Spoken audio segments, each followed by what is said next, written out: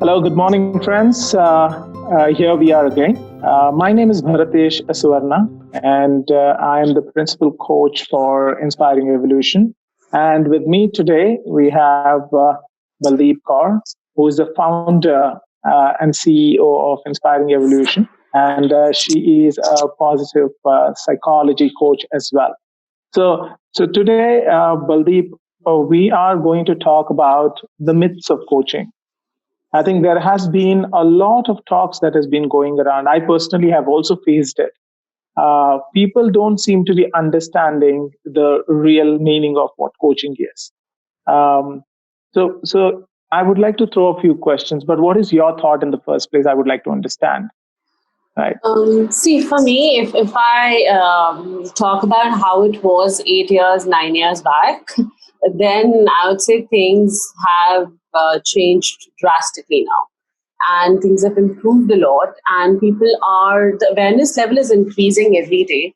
And even during this time when everyone is facing a crisis, and all of us are kind of facing it together, but still there are organizations who are reaching out to us, and I'm sure they're reaching out to other companies as well, to figure out how can they really empower their leaders and senior managers to handle this situation. So now people have understood that we don't live in a robotic world. If we take care of the people who are giving us their time, energy, mental, physical energy in every which way, the least that we can do is ensure that we give them an environment, a learning environment, and a positive environment to work in, and also help them really work on themselves. So they understand that they have to give that.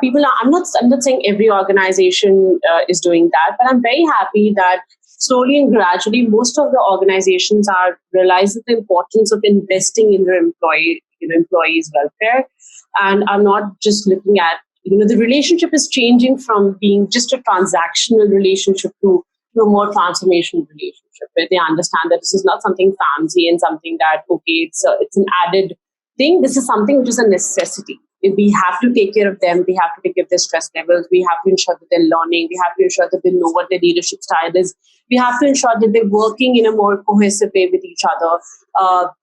They're more creative, they're more productive. So they understand that these things are extremely important and not something that can be done just, once in a while. Okay. But from a myth perspective, I would like to ask you. A lot of people feel that coaching is just Gyan.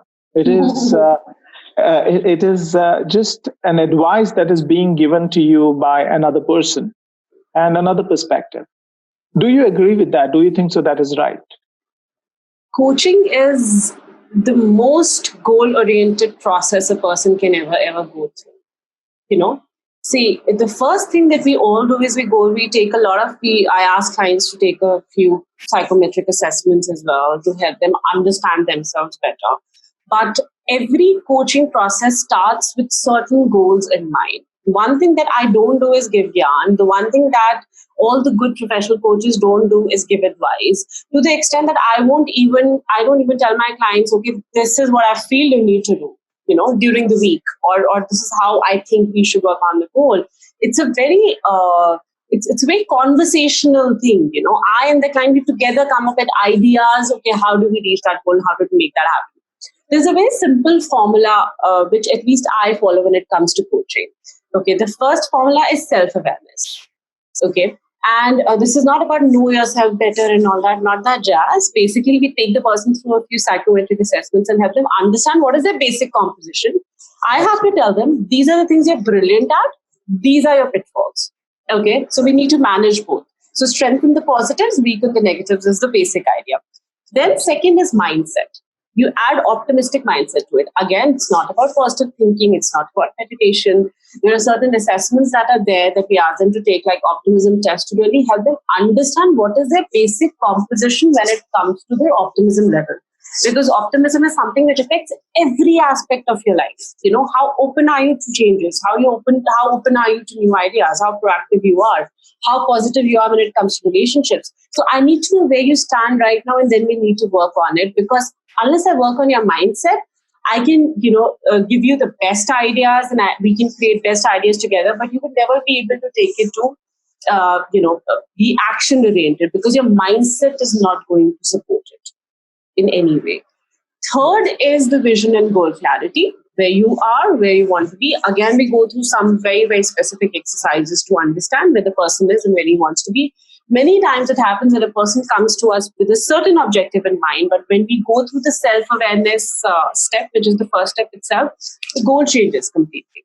So it's very important that we do a vision and a goal exercise with them as well, so that they understand where they want to be. So self-awareness, optimistic mindset, and vision and goal clarity. These three things together is what I and all the coaches here we deliver during the entire coaching process.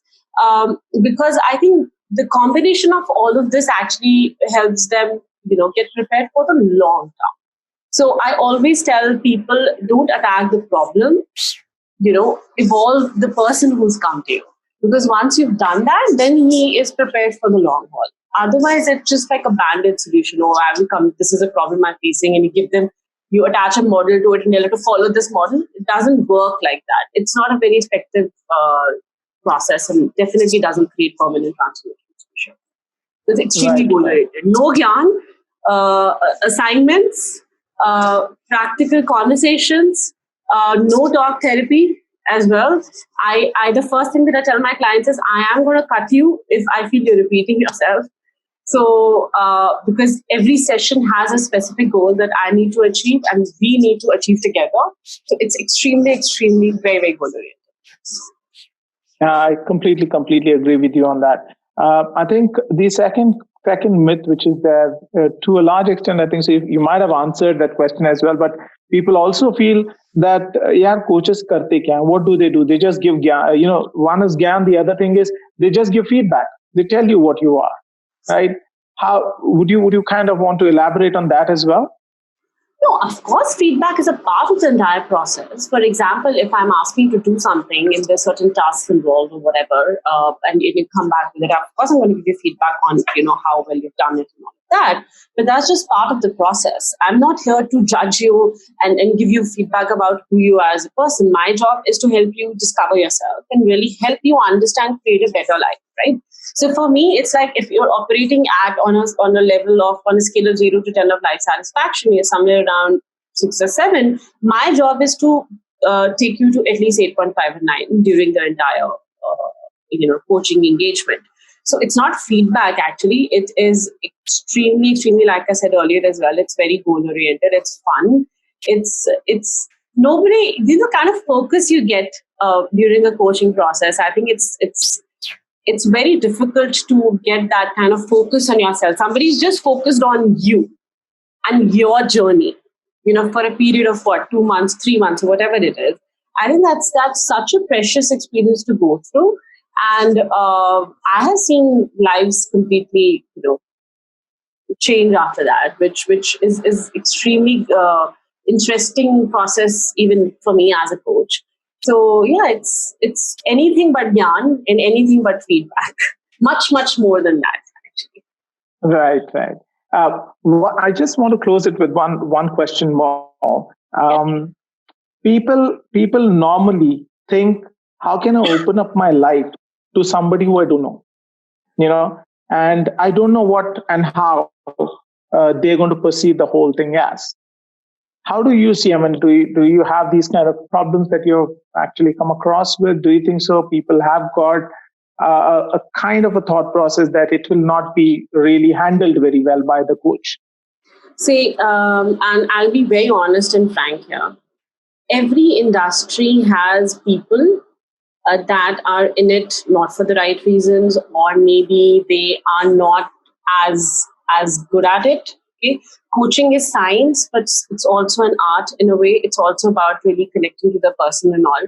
I have come across people who have said that, oh, I had a very terrible experience earlier in this and all that, and that will happen. What I would actually suggest people is talk to a few people, talk to a few coaches, and see if you can find that connect. If you can really find that spark, if you can connect at an emotional level, if you can, then commit to the coaching process, because I think that's important for me as well as a coach. I will not take anybody on board who I feel is not ready and who's just, just in it, let's see, dekhte hain kya hota hai, let's see what happens. I also want people who are committed. So from your end also, it's extremely important. Speak to a few people, speak to a few coaches, and see who you can really connect to at an emotional level, because you'll be talking about every aspect of your life. The good, the bad, and the ugly. Right? So it's extremely important that you feel safe, you feel connected, you feel that the person is there. Yes, it's a professional setting, but it's also very personal. It's a personal journey. It's a journey that I and the client takes together. So it's extremely important to emotionally connect. So talk to a few people, few coaches around. Always do that. I think it's a very good idea. To create that kind of connect. But I would also say people who are professional, people who know what they're doing, they also know how to give that kind of space to the other person, build that trust. And like I said, it's an art, but it's also a science. It's something which comes with experience, because I have dealt with people from all walks of life, right? And I'm not able to connect with everybody. I won't be able to relate to everyone who comes my way, because their life could be totally different than mine. But then how do you speak from a space where you're not judging the other person? You're not letting your own biases come in. You're handling the person the way he is or she is. That comes with experience. So first 10 minutes and you would know how good your coach is. That's at least what my experience is. I completely second that. And being a student of yours, I think I can say how I felt when I started off, and when the whole thing, when I completed the whole program. So I'm sure about it, Baldeep. Whatever insights you've given today are really, really very helpful. And I'm sure a lot of people who are going to watch us who probably would open their mind towards coaching. So thank you. Thank you once again. Baldeep, your final statement from your side, if you want to add. Thank you so much. One more thing that I want to add to it is that it's not a very sad process to go through.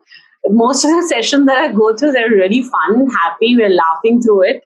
Of course, there are tears sometimes as well. Of course, like I said, we discuss everything, the good, bad, and the ugly. But trust me, after every session, I think what's most important is the person should feel heard, and the person should feel that, I'm just feeling better about my situation, and I know exactly how to tackle it.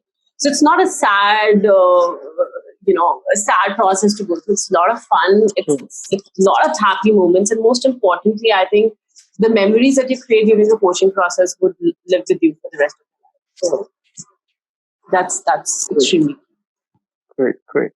So thank you again. And thank you, viewers, for watching us. I hope this session was helpful, and we'll come up with a lot more sessions. Thank you.